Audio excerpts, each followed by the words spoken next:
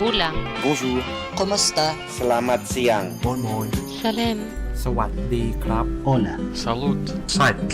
Namaste. Haisa. Aloha. Mabuhay. Haya. Sail. Kaiso. Hey. Ciao. Saluton. Konnichiwa. Assalamu alaikum. Ni hao. Hello. Hello. Hello. Hello. 안녕하세요.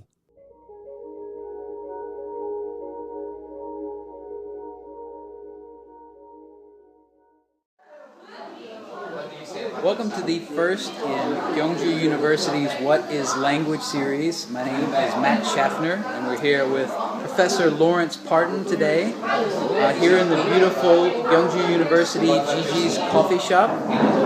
It's bustling today with activity, and we're here today to talk with Laurence about what is language. So, my first language for you, Professor Partan, is what is language? What do you think as the human experience? Well, sometimes we tend to think that we think in our language, and yet I think most of the time I seem to either be talking to myself or talking to somebody else. Okay. So I'm not really sure whether I'm thinking in my language or actually just trying to explain what it is I'm thinking about. So your big stance here is that language is inside our brain. We have all these things happening. We have all these thoughts and ideas going on already. Language is the outward expression of this activity. I think so. Yeah.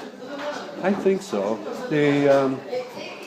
I know even Noam Chomsky makes particular note of the fact he likes to say language is not for communication. But then I think he's tripped up a little bit because it's used in a different way in thinking internally, in talking internally. Well, I tend to think that is communication. I do communicate with myself. I use a kind of abridged language. Yeah. I use more phrases and chunks without a real grammar at work. But I'm still, I think, talking to myself. Yeah. And of course, then there's that experience of having other people, other voices, other thinkers inside talking back. And do you have other voices in your head? All the time. I'm sorry, we have to end the interview here. Right. So, how does this affect when you're teaching language? So for my teaching life,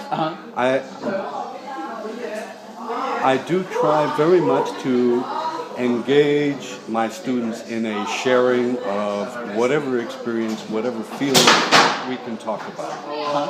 And I think that has been quite successful. Usually when it starts to fall apart on me is when I begin to think of the language objectives. When I start thinking about language objectives, I lose sight of this natural way of just sharing. Right. I want to engage them in sharing, and I think we all naturally get pulled into a chance to share. One of my best friends in the teaching English in Korea circles is a guy named Jose who taught in a fairly small town in western South Korea near the coast, and he said his most effective time was spent sitting in a cafe and in that one-on-one, one-to-a-few situation, talking about what was just going on in people's lives. He had more engagement, and people who were afraid to open their mouth in class were giving it a shot, trying to share what was inside. And I think that works. Language for linguists is a different animal, I'm sure. I think sometimes we forget that. As language teachers, we've learned a lot of grammar, we've learned how to look at language in a very clearly describable way. Sterile. But It's a very sterile way, yes. yes, but in terms of sharing, I think that's more important.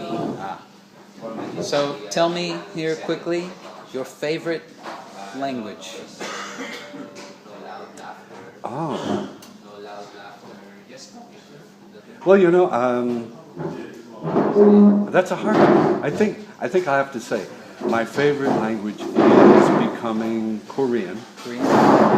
And partly because I'm actually getting some grasp of it, and I'm able to hear it. I'm able to hear fresh things in Korean, something I couldn't do before. I had to know it before I could hear it. Now I'm being able to hear it and make a guess and adopt it right away. That's helpful, but what I find is Korean has some very interesting ways of putting itself together with the particles. There's so many particles that you can add on to the end of a verb and to the end of other words that makes it seem like almost a Lego language. And this Lego-ness of Korean is very interesting. Favorite Korean word? Favorite Korean word? 아쉽죠. And what does that mean? I could have done that. Did you learn this from students? Oh no, I've known that for quite a while. It's been a favorite word because it's so difficult to say.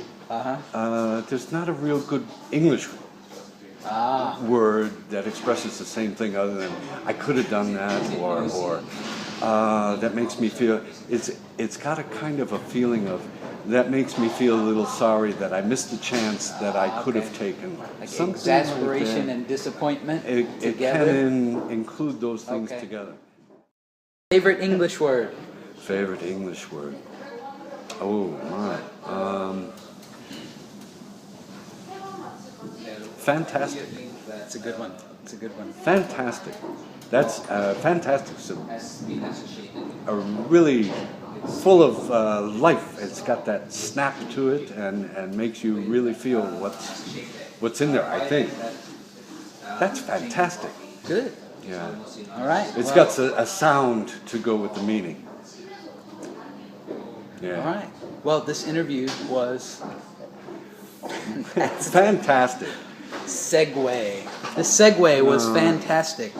So that brings us to the end in the first of our series of What is Language, here with Professor Laurence Partan at Kyungju University.